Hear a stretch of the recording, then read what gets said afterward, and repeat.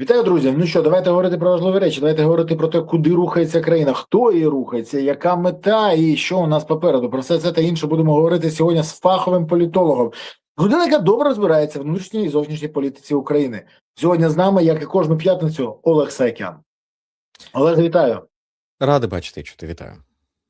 Олеж, дивись, мабуть, подія цього тижня – це ситуація з Офісом Президента, а саме підозра Ірині Мудрій, яка вже не заступниця голови Офісу Президента, колишня, до речі, кандидатка на позицію міністра юстиції, колишня кандидатка на позицію посла України в Ізраїлі. І сьогодні підозрювана людина, яка отримала підозру в корупції. Скажи мені, будь ласочка, от вся ця історія, до речі, разом з нею ще Микитась, колишній народний депутат, і Столар, ну і велика кількість інших осіб, які потрапили на плівки НАБУ в справах Форест Гамп і справа Феміда. Якщо Феміда ще туди-сюди, Форест Гамп дуже красива назва, вона дійсно така ефектна, верніше. Вона сталася завдяки тому, що на плівці один з представників цього ОЗУ каже, що тільки полудурок міг крадені гроші записати на своїх дітей і плачувати з них рахунки за навчання своїх дітей. Мова про Германа Галущенка, мова про те, як він не хотів залишатися в СІЗО, і за нього треба було внести заставу. Цю заставу дали команду внести Ірині Мудрій, і вона через схему це зробила. Найсмішніше в цій ситуації. Ірина Мудра, яка розуміє, вона точно не дура, і вона відповідає своєму прізвищу.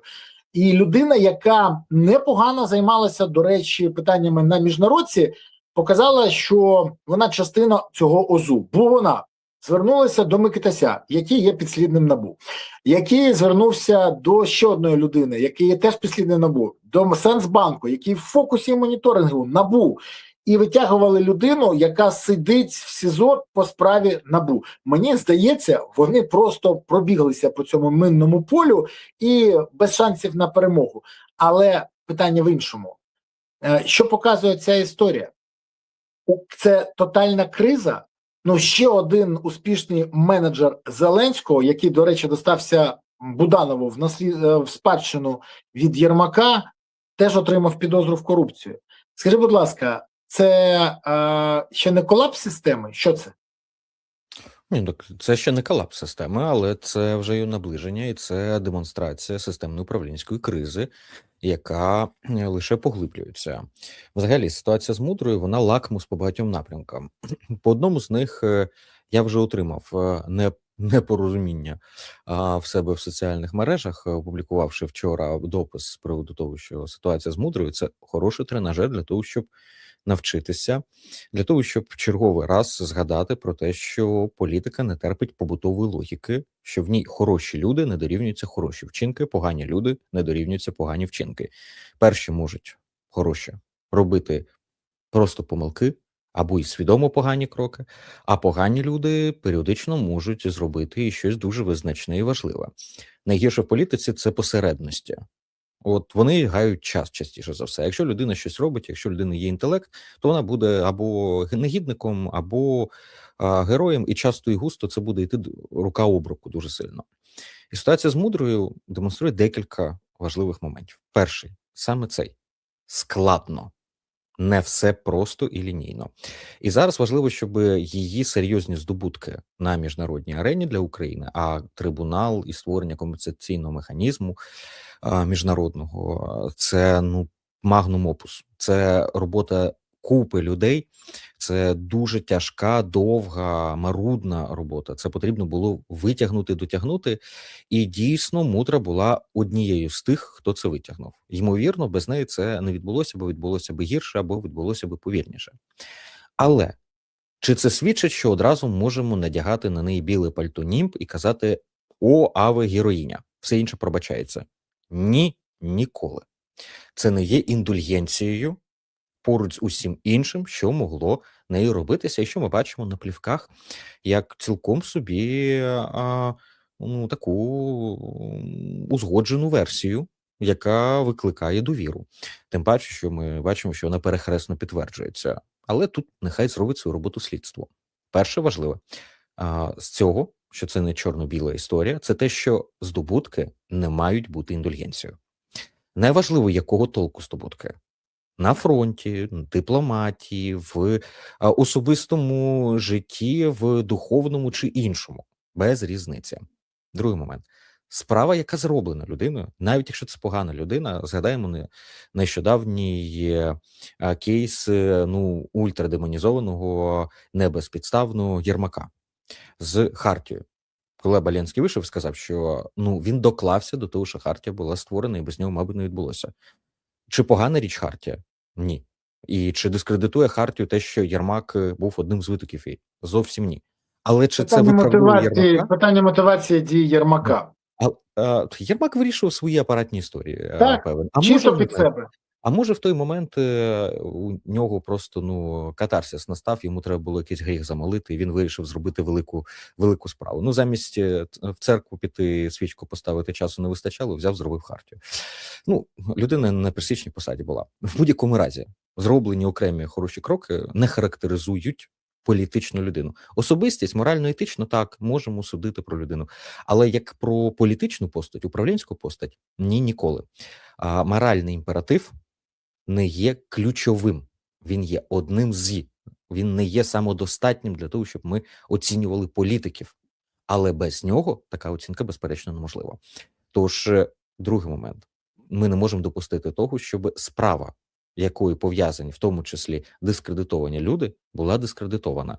Бо всією міжнародною ситуацією навколо МКС, з тим, наскільки росіяни намагаються підважити намагання притягнути їх до відповідальності створення механізмів конфіскації всього іншого в світі, зараз дискредитованість мудрої може бути використана для того, щоб дискредитувати, зокрема, і цей процес. В частинах його або повністю. Треба відмежувати мух від котлет. Присвоїти це те, що хороше, і сказати дякую вам, а далі вам до слідчого, а далі вам до суду, а далі у вас по етапу шлях зрозумілий. Тож, другий момент – це справа і вона. Третій момент – управлінський. В черговий раз продемонстровано, що нинішня система управління не вміє працювати, окрім як очоливши корупцію. Саме корупційні вертикалі, саме корупційні механізми тиску або взаємозалежностей є ключовим механізмом, буквально судинами для передачі крові всередині державного організму.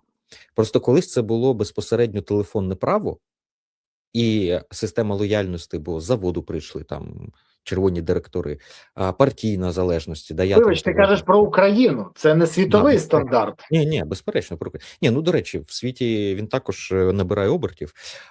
Можна подивитися на Трампа і те, що зараз відбувається, наприклад, з криптобіржами. Але це не те, що на що нам треба рівнятися, я вважаю. Безперечно. Можна подивитися на інші країни, в яких навпаки корупція є тавром, і яку намагаються нищити. Більше того, нема жодної країни в Європі і світі, де нема корупції. Але є країни, в які вони ставляться толерантно, як в Україні, а є країни, де з нею борються, як Європа, так само. Де за це людина придається такі обструкції, що їй таки мігрувати з країни можна. Якщо хоч щось і якось, і то дотягнуться правоохоронні органи. Але морально-етично вона буде знищена просто всередині країни, репутаційно. Тож, третій важливий момент управлінський, що там за часів хай Кравчука партійне, за Кучми червоні директори, любі друзі, корпоративний сектор, кримінальний сектор, хто там далі, корпоративний сектор знову. А тут навіть не квартал. Чому я так підкреслюю це, загострю прямо. Це не про навіть родинні, чи кумівські, чи взаємобізнесові тощо. Ні. На перший щабель вийшло навіть не телефонне право, а саме корупційні механізми контролю і стимулювання. Тому ми і бачимо ситуацію, коли черговий важливий момент, мабуть, остання крапка важлива в цьому. Це те, що ми до сих пір не бачимо, що Зеленський безпосередньо замішаний в корупцію. Але ми вже бачимо, що Зеленський безпосередньо замішаний в покривання корупції. Відповідно, він про неї точно знає, а відповідно він стає частиною цього. І те, що зараз ми бачимо, цей Форест Гамп операцію, її важлива відмінність від попередньої, що вона вже заходить на це поле. До цього можна було казати, що ну там Єрмак, вінець всього цього, він був ключовий по справам, і відповідно, ну може Зеленський в інший бік дивився в цей момент. Наразі ж все більше з'являється приводів для того, щоб засумніватися в тому, що перша особа не бачила, не знала, не розуміла. Ні. І от цей момент, на тлі того, що ціла низка управлінських помилок була зроблена, і політичних помилок останнім часом, починаючи від там ситуації з кадровими рішеннями, завершуючи з комунікаційними проявами, це створює підваження і посилення тренду на падіння рівня довіри до влади. А це вже створює загрозу для національної безпеки. Тому що замінити ніяких варіантів в нас президента немає, тільки сам, якщо піде. Але від того нагадаю, що в нас президентом стане Стефанчук.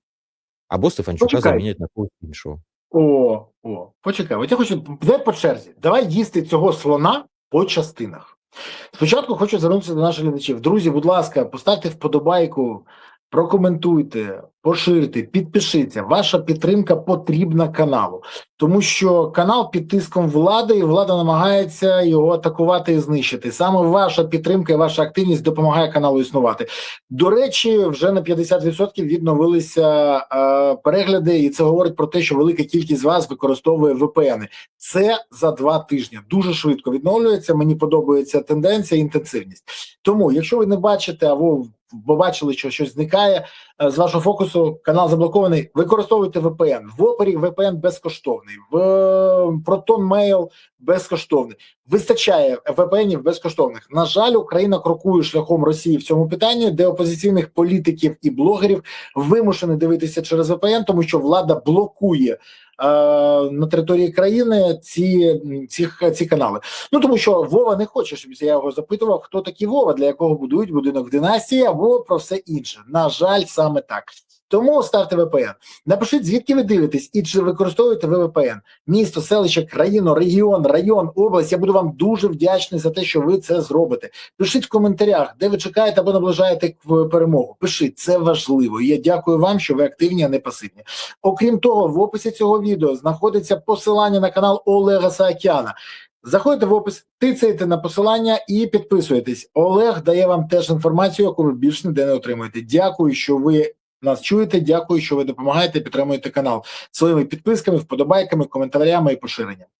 Тепер поговоримо про пані Ірину Мудру, Зеленського, Стефанчука і інших. По-перше, пані Ірина Мудра була причетна дійсно до створення трибуналу, але почалось це до неї. Ще в 22-му році цю ідею сформували і публічно підтримали як Філіп Сенс, колишній прокурор Нюрнберзького трибуналу, так і Бенджамін Ференс, колишні прем'єри Великої Британії Гордон Браун і Джон Мейджор. З українського боку теж була величезна кількість людей, ба більше того, підтримували навіть судді єСПЛ, як колишні, так і сьогоднішні, і це важливий момент. Про пані Ірину Мудру можна розказати дуже короткий анекдот. Коли стоїть великий вікінг, конунг, і каже: я конунг Олаф, я створив 1000 кораблів, але мене ніхто не називає Олаф суднотворець.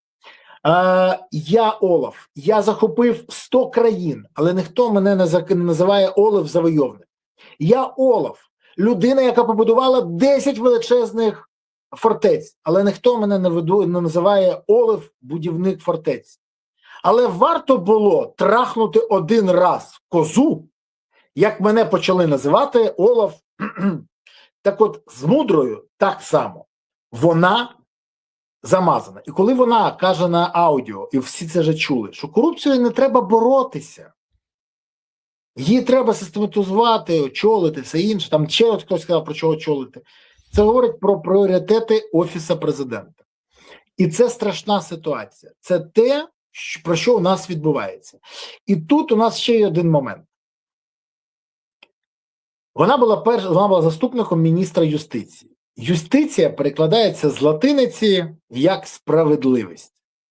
І коли, до речі, вона була повинна стати міністром юстиції, а не Галущенко, після Галущенка, вибачте, будь ласка, і там не стала тільки випадково. Єрмак саме її пхав. Але, уявляєте, вже третя була міністр юстиції з уряду Зеленського, яка отримала підозру корупції. Перша Галущенко, друга була Стефанішина, вона була третя.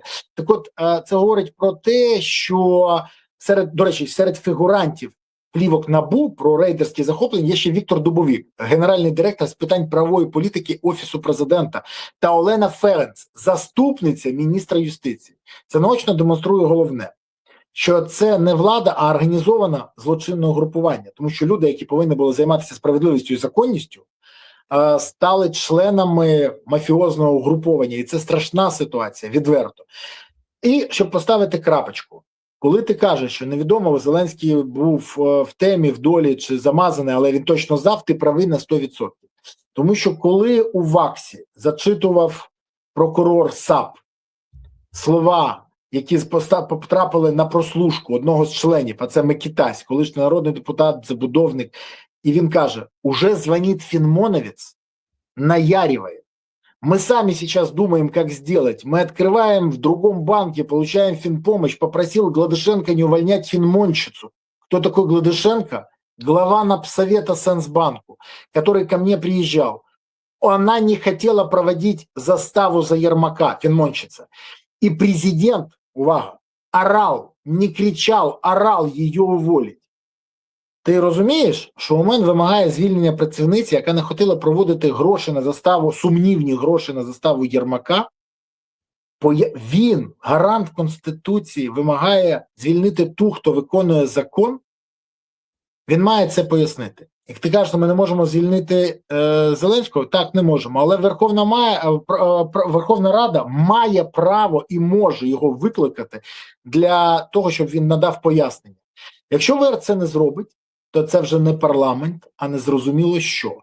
І тоді ми можемо казати, що в Україні закон взагалі не діє. Бо Зеленський, який вимагає звільнення людини, яка виконує закон, щоб врятувати свого близького Єрмака, він хоче врятувати. Зеленський, який, досі, до речі, є питання, хто надав команду Мудрій? Давай чесно. Вона ж не просто прокинулась зранку і сказала, сьогодні буду порушувати закон, займатися корупцією. Сьогодні зранку буду брати під контроль Сенсбанк і проводити ці застави незаконні. Сьогодні, я зранку такий настрій маю. Ні, вона так не робила. Бо більше того, в ухвалі суду чітко написано, невідомі особи з Офісу президента поставили завдання Мудрій. Давайте не казати, що Мудра стоїть на чолі цього організованого злочинного групування. Команду Мудрій дала дві особи, одна з двох осіб, або обидві. Або це голова Офісу президента, це сьогодні Кирило Буданов, або президент України, це сьогодні Володимир Зеленський. Я не знаю, хто це зробив. Пані Мудра повинна дати свідчення, хто це зробив, а прокурори САП повинні озвучити, хто на їх думку. Бо виглядає так само дебільно, як коли знають, чий будинок номер 2 – це Єрмак, номер 3 – це Міндіч, номер 4 – це Чернишов. А хто той Вова, для якого побудували будинок номер 1, САП і НАБУ мовчить, не знають. Якось дивно виглядає. Тому в мене до тебе тільки одне запитання. Дивись, варіанти для розвитку подій є. Чи будуть вони? Це перше запитання. І якщо не буде, то не говорить, що це про те, що тоді про право і закон в Україні взагалі будуть багато хто забувати, а Україна робить потужний крок в бік вігілантів і судів Лінча, і є пряма загроза перетворення України на південно-європейське, самоліт, і це тоді хрест на європейських перспективах, на державі, на всьому. Ну, хіба це не так? Ну, безумовно, це так. Ми просто з тобою багато говорили. Просто найправильніша відповідь зараз на твоє питання була би просто так і крапка. Ну, тобто, і що тут говорити? Але я би, може, декілька аспектів просто взяв, би виокремив. Перше, з приводу вігілантів, суду Лінча тощо. Запит на справедливість – один з топових запитів. Відсутність інструментів досягнення справедливості буде до цього лише більше провокувати. Воєнна ситуація, наявність зброї, загострене відчуття справедливості у одних, загострене відчуття безкарності у інших, помножене між собою відчуття, що я зараз справедливі речі буду робити, але за принципом око за око, і маю право робити все, що завгодно, все це буде породжувати подібне. І коли влада заривається настільки, вона сама провокує до того, що цей вітер, який посіюється, він таки повернеться бурею. І вже починає, до речі, ця буря повертатися. Другий момент з приводу євроінтеграційних інших перспектив. На жаль, і наші партнери завжди починали гланди через задній прохід виривати, починаючи з усього другорядного, ігноруючи той факт, що потрібно побудувати правову державу. Бо будь-які демократичні процедури, вони будуть деградувати, імітуватися, будуть функціонувати завжди в режимі надриву завдяки суспільній підтримці. Тобто не працює, оп, суспільство повстало, знову революція, знову надія на те, що буде працювати, знову запустилися, знову все пішло вниз. А ходити по колу буде, якщо не буде правової держави. А от саме в правових реформах тут у нас завжди були проблеми, в тому числі і у підтримці західних партнерів. Давайте суддівське самоврядування. Яке до біса самоврядування, коли ця система корумпована всередині? Давайте закапсулюємо корупцію. А давайте ми створимо слідчі органи. Але при цьому ми підемо знизу до гори, щоб коли ми змінили знизу і набрали всіх романтиків, щоб всі ці справи заверталися вище. Просто брали гроші в сусідньому кабінеті. Ні, ми тих потім реформуємо. А на той момент, поки сусідні кабінети реформують, всі ці вже вигорять, підуть звідтіля, махнуть рукою і скажуть, да ну його нафіг. Частина скурвиться, а частина махне рукою і скаже, в черговий раз повірили державі, граючи в азартні ігри. Держава все одно обує, взує тебе. І відповідно, дискредитує будь-яку реформу. І так може там продовжувати прямо, конкретно, або посередковано, або натяками різні хороші ідеї, як в тому анекдоті про дохлих курей, які відбувалися на цьому полі. Одна з ключових точок докладання зусиль зараз мала би бути – це реальна, дієва, судова, правоохоронна система, яка надасть невідворотність покарання і відчуття справедливості. Бо без цього все це приведе до бурі. Можна говорити про енергетику, дуже важливо. Можна говорити про житло, дуже важливо для людей. Можна говорити про робочі місця, про економіку, про що завгодно. Все це є вкрай важливим, доходячи до екології, води тощо для суспільства. Не підважуючи важливість всього цього, але тим не менш все це може рухнути, якщо немає підмурку, якщо немає фундаменту. А фундамент – це демократичні процедури і правова держава. Без цього все інше – це надбудова на піску, яка навіть чудові програми можуть, не знаю, по житлу, по ветеранам, по аграрці, по забудові, по чому завгодно, навіть цілі інституції, які можуть бути правильно зроблені, можуть в один момент просто провалитися, розсипатися, як голем на глиняних ногах. Тому без цього ми будемо йти по шляху самалізації. Третій момент. Чи дійсно нас чекає Сомалі і цей ризик перед нами? Я б сказав, що самалізація так, а Сомалі ні. По-перше, наша політична культура має цілу низку запобіжників від цього.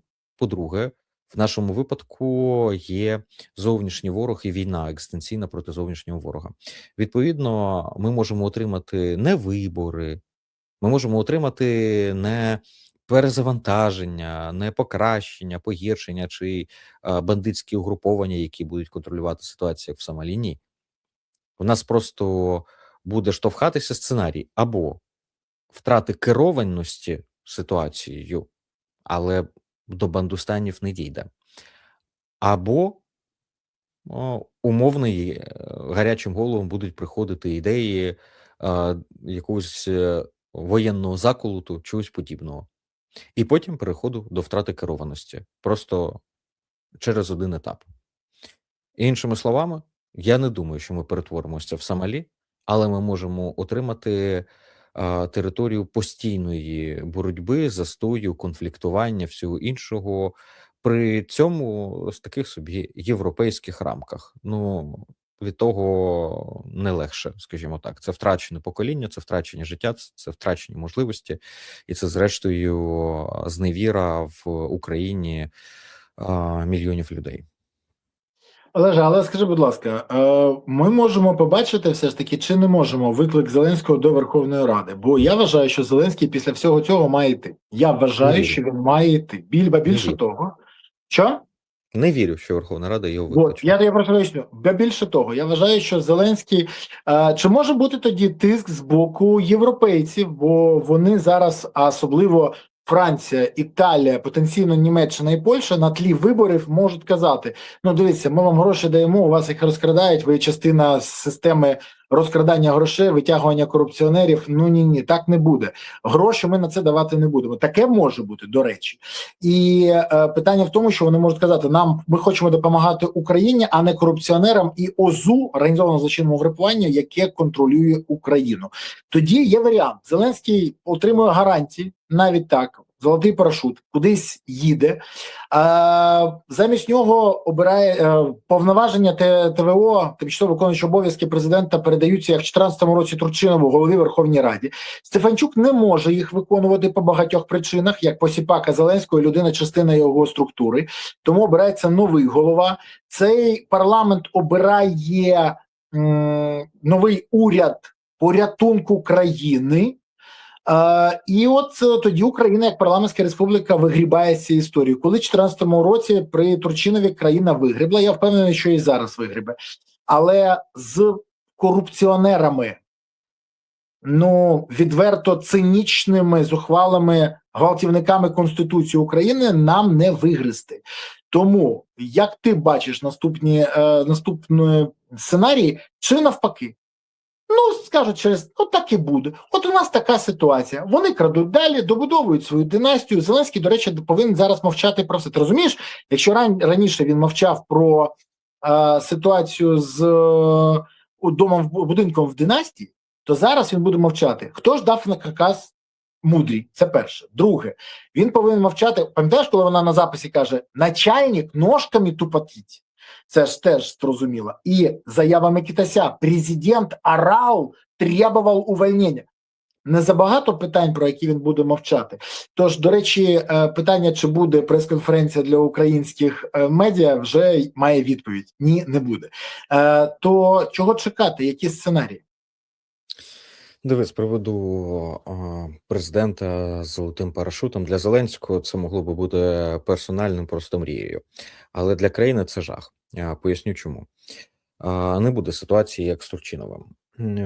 По-перше, ми маємо зараз, я не буду зупинятися на всьому, але декілька важливих перемінних. Перша, тоді був олігархічний консенсус. І, відповідно, він сформував ситуацію з голосуванням в парламенті, перезавантаженням, переобранням влади і, зрештою, виборами в один тур тощо. Вплив старої формації олігархів тоді був ще шалений, дуже значний. І, відповідно, консенсус було збудовано на суспільній позиції, суспільній легітимності і консенсусі еліт, читай олігархів. Задля захисту держави, державності і стабільності ситуації. Одні захищали активи, інші захищали державу через свої патріотичні відчуття, інші захищали просто свій побут. Різні мотивації були, але тим менше це консенсус був. Наразі немає таких серйозних сил олігархічних, структурованих, вертикально інтегрованих, які в парламенті мають настільки серйозне представництво групами. Буде скоріше розброд шатання. Частина парламенту просто заклякне, частина втікче, частина втіче в прямому смислі слова, тому що вони на стеками у правоохоронних органів, тому що вони хотіли би вже втікти з парламенту, але їх ніхто звідтиля не відпускає, і вони сидять і кнопкодавлять так, як необхідно, бо з одного боку бояться ходу справ, а з іншого боку їх ніхто звідтиля не відпускає. Вони готові гроші платити, великі і грубі, за те, щоб з них тільки мандат зняли. Але ніхто цього не зробить, бо в такому випадку не буде формальної більшості. Тобто, ми побачимо не структурований парламент, який був тоді, і який може виступити через скандали, якісь свої там за закритими дверима, сісти і домовитись, посварившись. Зараз ні, немає. Дуже дисперсно. Друге, є фактор військових великої кількості. які в цьому процесі тоді виходить, що не мають квитка і акції впливу. А що не з'являться ціла низка гарячих голів з військового середовища, які скажуть: а ми також маємо прийняти участь в прийнятті рішення, читай в переділі влади, читай в переділі ресурсу. Безперечно, з'явиться, і вони не будуть через парламентські механізми діяти. У нас цей процес вийде за рамки закритих дверей декількох фракцій через те, що за ними стоять 10 олігархів і груп впливу, вийде на позапарламентську боротьбу. І от тоді самалізація може реально загрожувати. Третій момент важливий – фактор міжнародних партнерів, міжнародної стабілізації. Боюся, що в цьому випадку він не настільки серйозно зіграє. З одного боку, ми вже самі сусамі, ми розчарувалися в багатьох західних партнерах не безпідставно з точки зору і їх внутрішніх стандартів. Ну, не Трампу розповідати нам про те, що у вас там корупція, треба змінювати владу, все інше. Не нашим європейським партнерам розповідати про рішучість, відповідальність перед історією, все інше. Розуміло, що ці аргументи просто не дійдуть до суспільства через дискредитованість джерел і суб'єктів інформації. Відповідно, стабілізуючи точку зовні, знайти буде вкрай складно, і вони ще між собою не домовляться. Ще і частина з них взагалі не полізе всередину для того, щоб таку роль відігравати. Ну, нема там. Верніше, Качинський вже не той в прямому сенсі, і багатьох інших нема, хто би міг відіграти цю роль. Далі по списку. Уряд. Уявляємо магічним чином все те, що я сказав, не відіграло свої деструктивної ролі, все пройшло просто от оговтатись не встигли, якось одні злякалися, інші магічним чином, власне. От просто оп, і ми опинилися в моменті, коли сформували уряд національного порятунку. Парламент, який має низький рівень довіри, одразу дасть низький кредит довіри до цього уряду. Ще і у парламенту з низької довіри буде механізм взяти і цього президента поміняти як перчатки за 2 місяці. Як швидко не сподобається комусь, що щось, що робить така постать. Ми запустимо чехарду, коли кожного тижня будуть реєструвати в парламенті постанову за те, що треба переобрати нового тимчасово виконуючого обов'язків президента. І це буде полем просто боротьби на знищення, тому що таким чином можна буде маніпулювати президентом, виконуючим обов'язки президента, з тим, щоб а тут дати ресурс, а тут не дати ресурс, а тут дрони закупити у цієї кампанії, а тут оборонне замовлення таким чином, а тут міністра узгодити з тими, тощо. Це може бути ще гірша ситуація, ніж ту, яку ми маємо. Через це, власне, в світовій історії і заборонено проведення виборів, а в нашій Конституції прямо по парламенту заборонено, по президенту упустили, але заборонено законодавством, так само, як і місцеві, до речі, заборонені.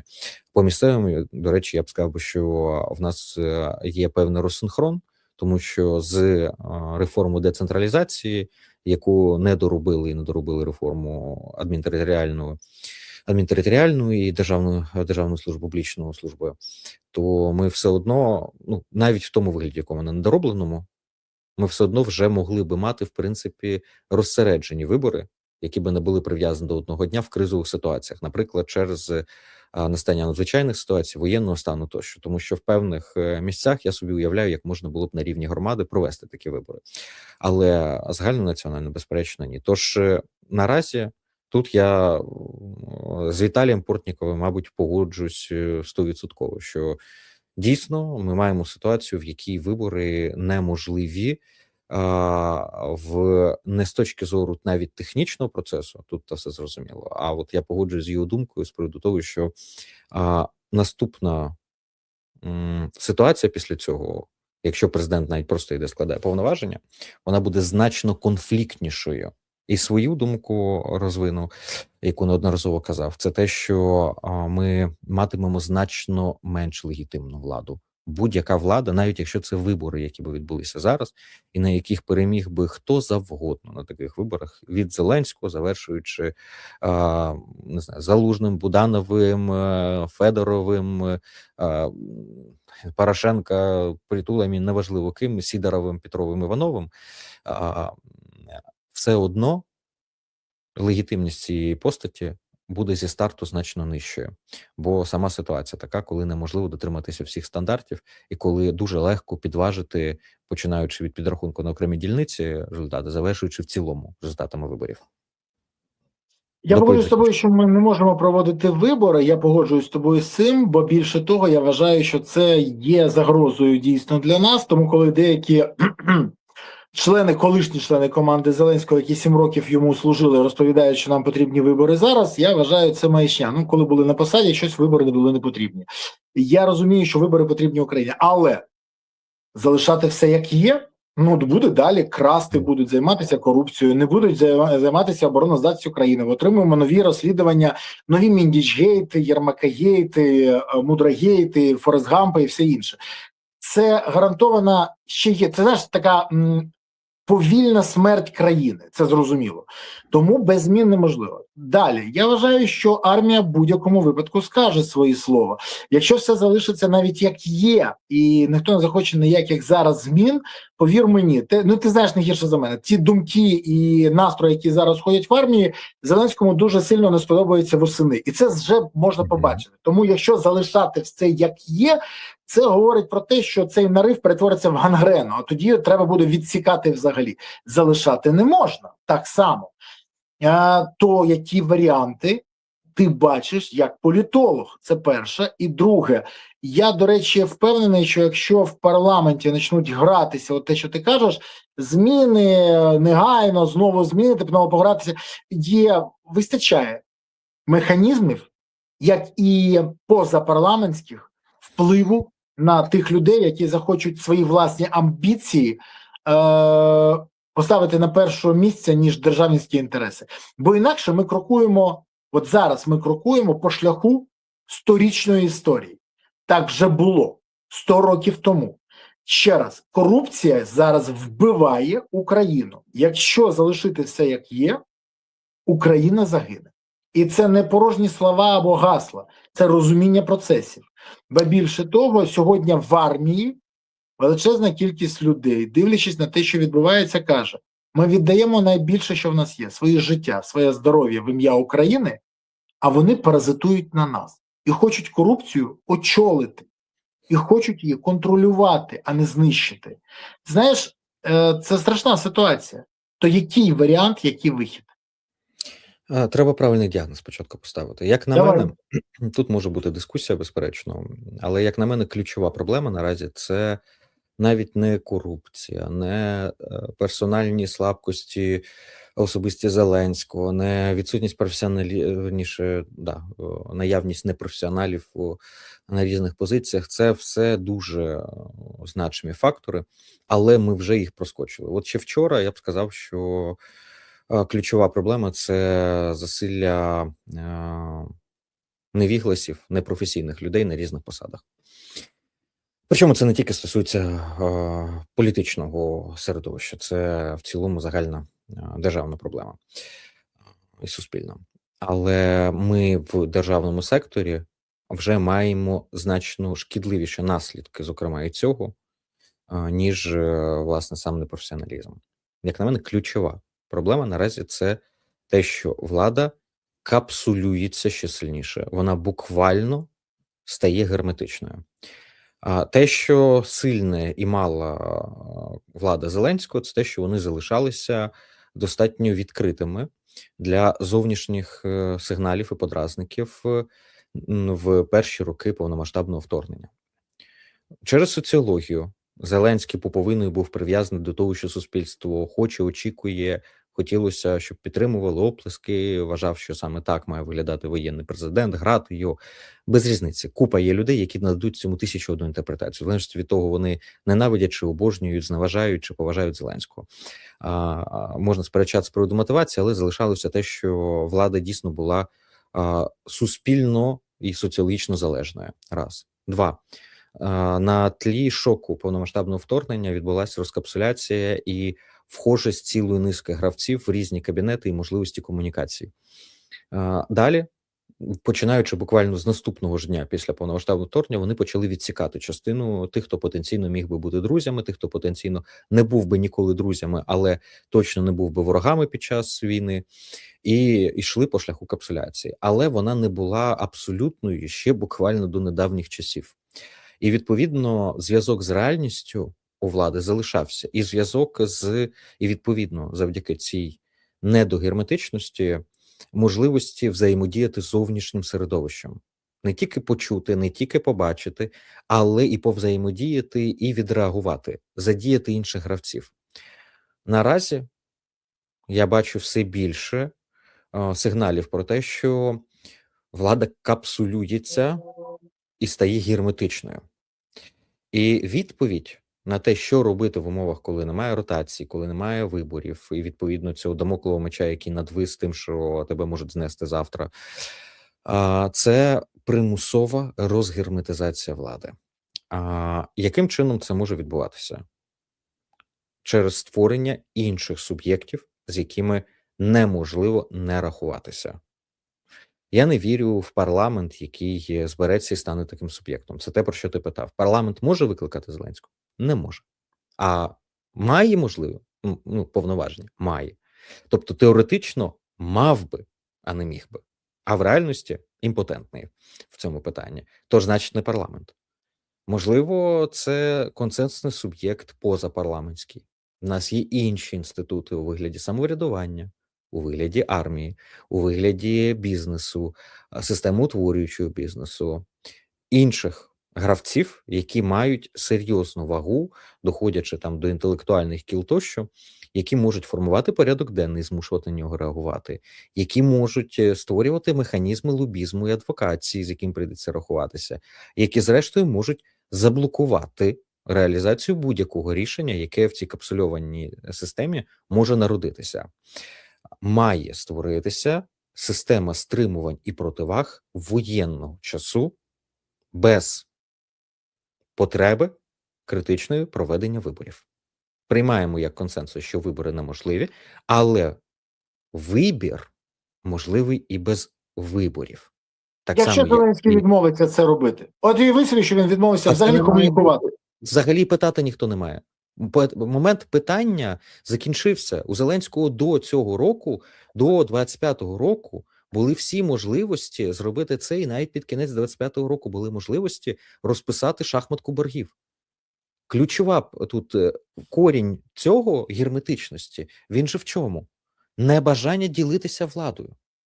Ми прийшли більшість. Я погоджуюсь, дивись, я погоджуюсь на 200%, не на 100, на 200. Але ти розумієш, давай відверто. От якщо навіть Мар'яна Безугла або Безумна пише, що накласти санкції на Берези – це абсолютно тупість і помилка, то це говорить про те, що Зеленський вже не втратив зв'язок з реальністю. Ну дивись, навіть його оточення йому каже, ти робиш помилки одну за одною. Він зараз, і мені це відомо вже достеменно, вирішив мовчати. Літвін каже, будемо мовчати, як з династією. Ти розумієш, вони обрали цей варіант. А ще вони обрали... говорили. Я попереджав декілька місяців тому, коли все з династією розвивалося, що вони оберуть мовчати і потім отримають ще гіршу ситуацію. Так, і це призведе до гірш. Ну ти розумієш, що восени ми будемо мати протести на вулиці, неймовірні протести, які можуть дійсно розвалити країну. От в чому проблема? Цей шоумен не став політиком. Він навчився гарно говорити. Він навіть навчився говорити українською. Він навіть навчився з сумним обличчям на похованні Коновальця заявляти правильні речі. Але робити не навчився. І це загроза.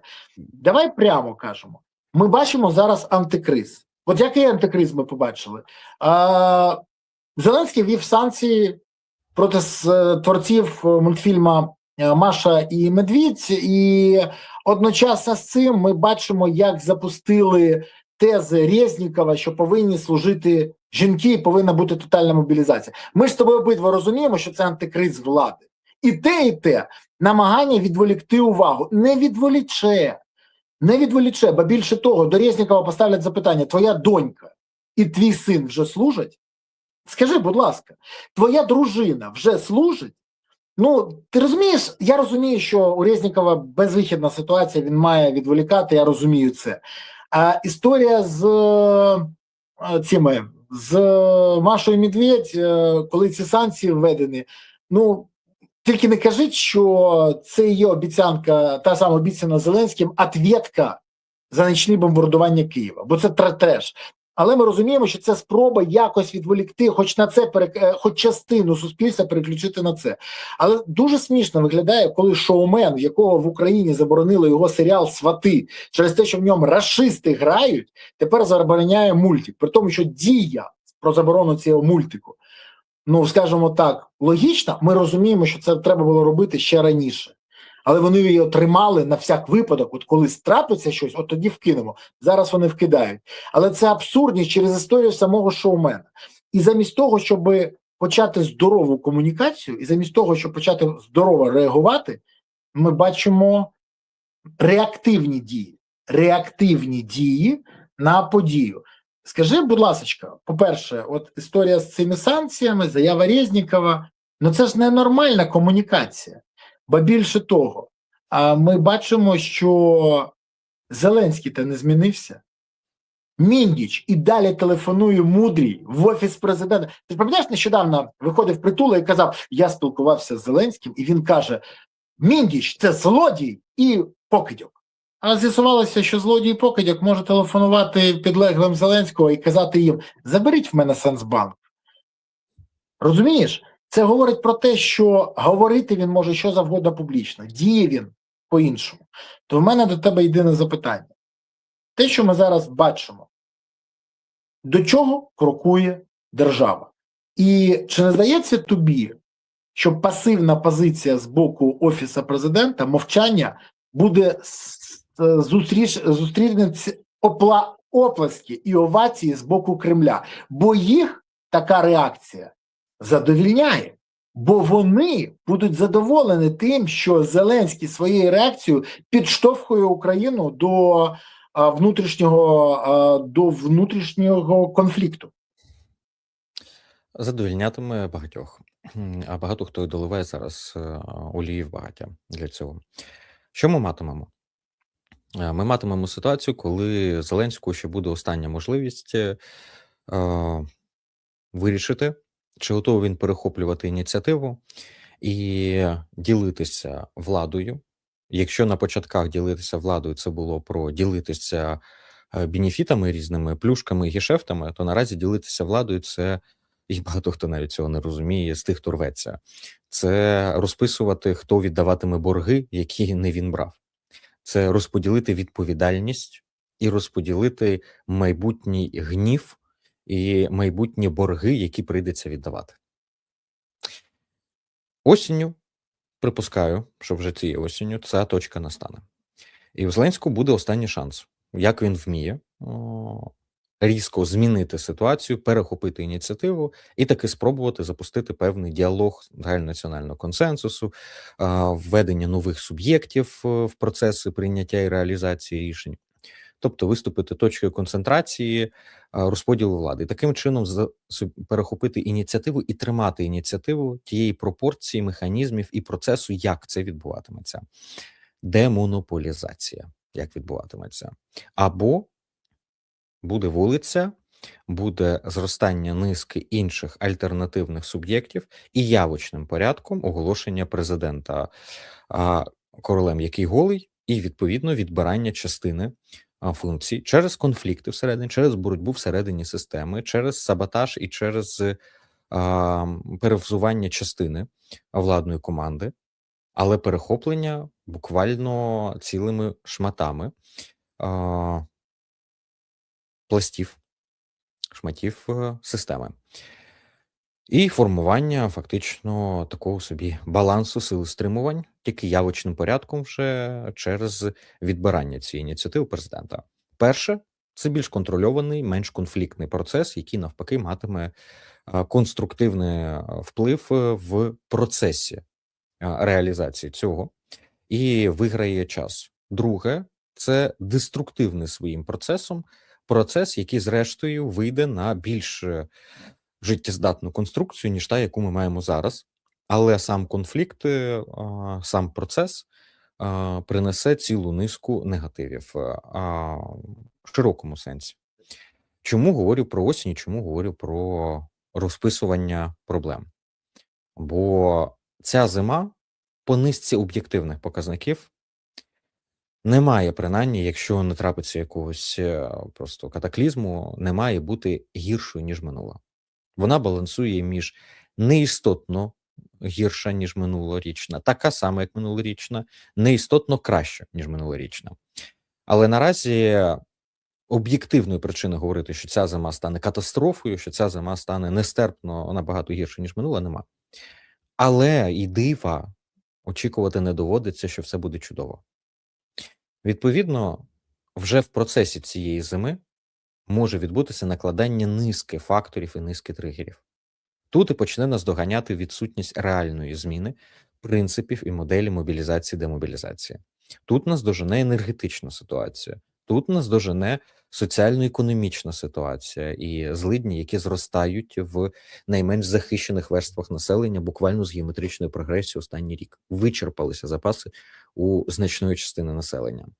Тут же ж поназдоганяють бізнесові інші проблеми, які пов'язані, зокрема, з зростаннями тарифів, з нарощенням ударів Росії по інфраструктурі і по рітейлу, по іншим цивільним сферам.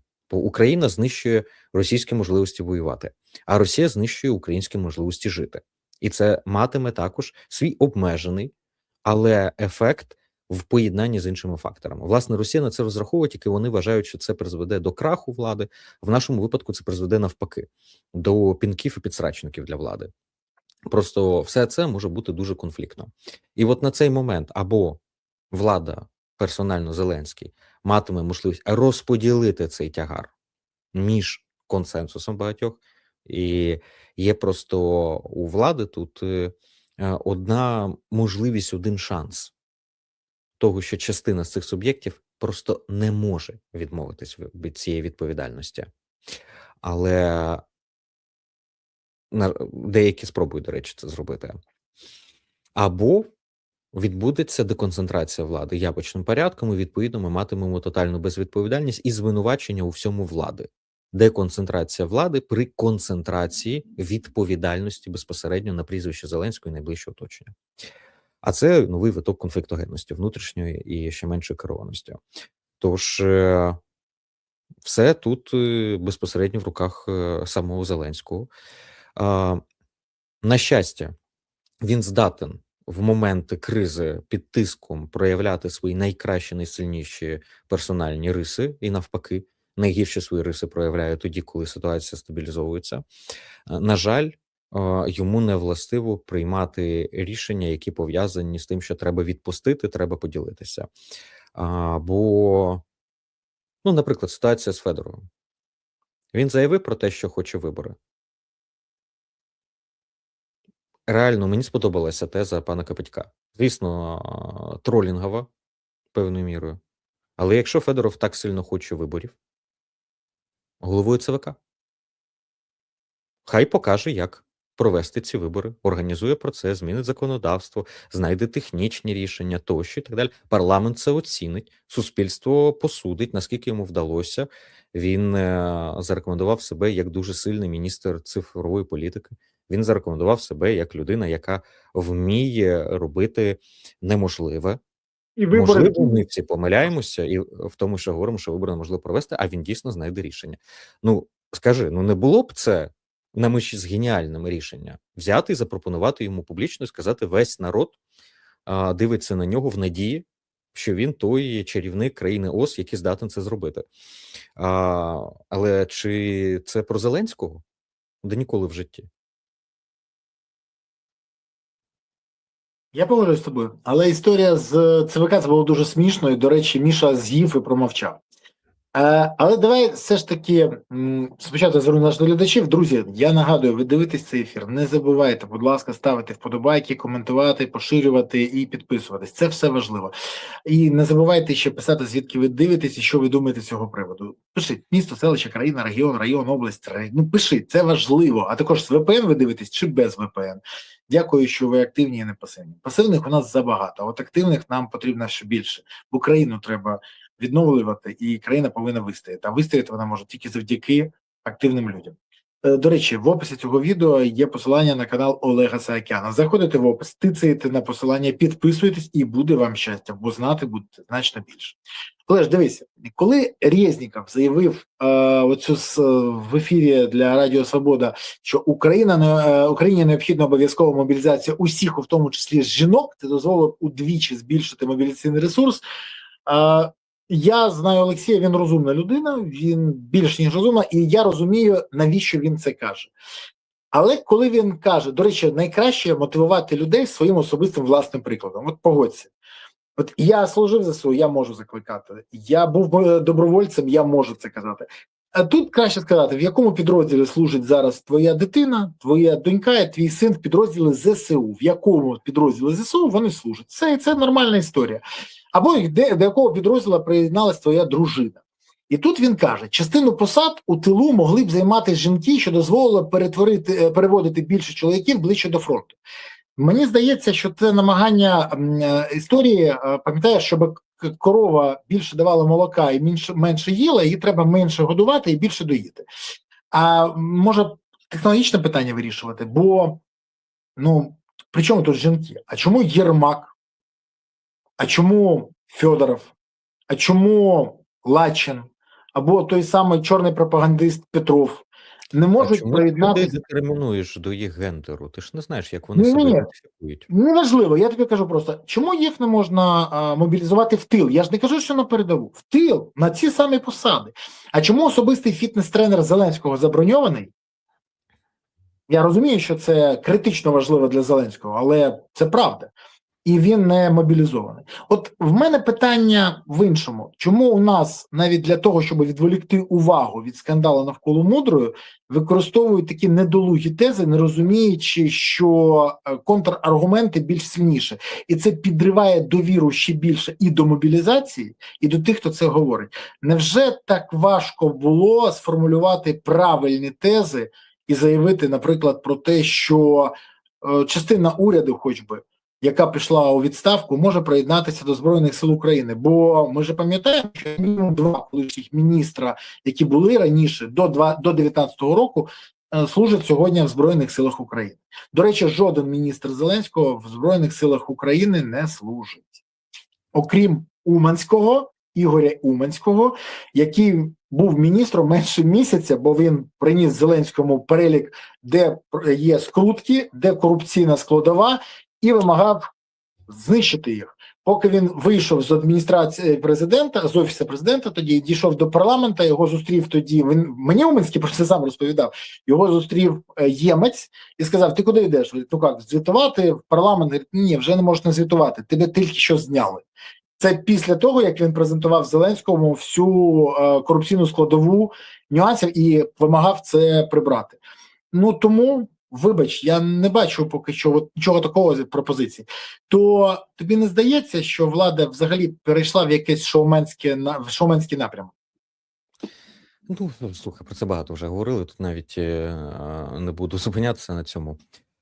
З приводу мобілізації жінок і подібних ідей. Ясно, що це зараз інформаційна бомба, яка має відволікти увагу. Я не стверджував би, що Олексій, не маю принаймні цьому жодного підтвердження, робив це саме як інформаційну бомбу, але те, що це використовується, тут беззаперечний факт для того, щоб відволікти увагу. А там, чи це спеціально ним говорилося, так чи ні, це окрема тема для дискусії і дослідження. Момент з приводу легітимності подібне заявляти. Колись Ізраїль постав перед тим самим питанням, коли йшла мова також про можливість мобілізації жінок. Ізраїль тоді знаходився в значно критичній ситуації, ніж Україна, так, на хвилиночку просто для розуміння. І цю дискусію принципово не можуть вести чоловіки, чоловіки, які не воювали. Це базові речі для того, щоб взагалі навіть пробувати і хотіти зайти в цю тему. Так не працює просто-напросто. Третій момент. Це навіть не про корову, яку більше доїти і менше годувати. Абсолютно ні. Це третя ситуація, якщо брати аналогію з коровою. Це продовжити так само не догодовувати хвору корову, у якої загострюється хвороба, відмовляючись її лікувати, а намагаючись доїти на тому ж рівні. Погоджуюсь. Бо діагноз зрозумілий. Можна дискутувати з приводу того, якими механізмами лікувати, по якій схемі лікувати, які по черговості ліки застосовувати тощо. Але є беззаперечний факт. Така система, хоч ти чоловіків мобілізовуй, хоч жінок мобілізовуй, хоч іноземців, хоч кого завгодно, хоч ми дійдемо до дитячих хрестових походів. Європа по цьому шляху ходила кудись. Коли не працює, в лобом б'ються, закінчується вже, ну може тоді дітей відправимо в хрестовий похід. Одному з пап прийшла така ідея в голову. Кого ти не мобілізовуєш, якщо система не здатна ефективно мобілізовувати, ефективно демобілізовувати, ефективно забезпечувати нормальні умови підготовки, ротації всередині зростання професійного тощо, і може продовжити цей ряд, бодай частину з цього не здатна забезпечувати в адекватний, не в хороший, чудовий, не в омріяний, але хоча б в базово, мінімально адекватний спосіб, то скільки кількісно не збільшуй соціальну базу, якщо говорити вже професійною мовою, для задіяння певної політики, в тебе результат буде зростати на долі відсотка. Неістотно. Тому що з кожним розширенням цієї бази геометричною прогресією ефективність системи падатиме. І ти 10 людей, щоб мобілізувати, мав задіяти політику на 100 людей з ефективністю 10%, а 90% неефективності. Якщо ти хочеш потім 1000, в тебе не буде ефективність 90% від 1000, ти візьмеш 100. Ти візьмеш 30 людей, а в тебе ефективність впаде до 3%, а 97% буде протиналаштовано. Тому що в тебе система надривається, в тебе система функціонує неадекватно до ситуації, і чим більша буде база, і чим більше буде тиск задіян цієї системи, тим більше вона ламатиметься, тим більше вона даватиме збоїв, тим більше вона реалізовуватиме це так, як вміє. А так, як вміє, ми бачимо, як це відбувається. Тому дискусія взагалі не про кількісні показники. Да в нас мобілізаційний резерв в Україні ще більш ніж. Проблема не в кількості. Проблема в якості політики, проблема в розумі. Треба не тупо по анекдоту, що тут думати, пригать надо. А потрібно подумати і зрозуміти, як виходить ситуація. І ціна вже наразі, як самої ситуації, є шаленою. Так і вихід ситуації вже наразі буде відбуватися також через цілу низку оплат, назвемо так, через низку негативів. Бо крокувати по цьому тупіку прийдеться в тому числі і відкручуючи деякі кроки, визнаючи помилковість, знаходячи тих, хто має понести покарання для того, щоб виграти легітимність для забезпечення таких кроків. Те, що можна було ще 3 роки тому зробити без всіх цих негативів, без таких шалених ресурсів, які необхідно наразі, і без тих всіх шалених негативних соціально-політичних, демографічних і інших наслідків, які ми спостерігаємо. Погоджуюсь з тобою, і навіть нема чого додати. І от ти знаєш, проблема нашої країни, що у нас все робиться невчасно і запізно. Це найгірше. Тому я б дуже хотів, щоб Володимир Олександрович Зеленський не тягнув вола за хвоста, а приймав рішення. Бо забагато помилок і злочинів за останній час стало відомо суспільству, які скоєні владою. Відповіді ми чекаємо. Нашим глядачам ми дали можливість отримати інформацію для роздумів і зробити висновки самостійно. Напишіть в коментарях, що ви думаєте з цього приводу.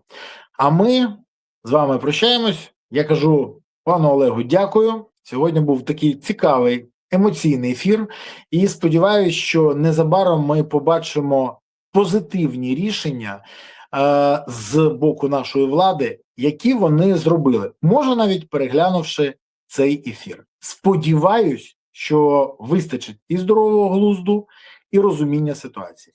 Олеже, дякую тобі за сьогоднішнє спілкування. До наступних зустрічей. Па-па. Навзаєм, на добре. Па-па. Друзі, я дякую вам, що ви дивилися цей ефір. Дякую, що підписалися, поставили вподобайки, прокоментували, поширили. В общем, дякую за те, що ви активні, діти пасивні. Але найголовніше, дякую за те, що ви підтримуєте ЗСУ, донатите на ЗСУ, приєднуєтесь до ЗСУ. Бо ЗСУ – це запорука того, що Україна є майбутнє. Тож гуртуємо всі навколо потреб ЗСУ, щоб у України було гідне майбутнє. Дякую вам. До наступних зустрічей. Па-па.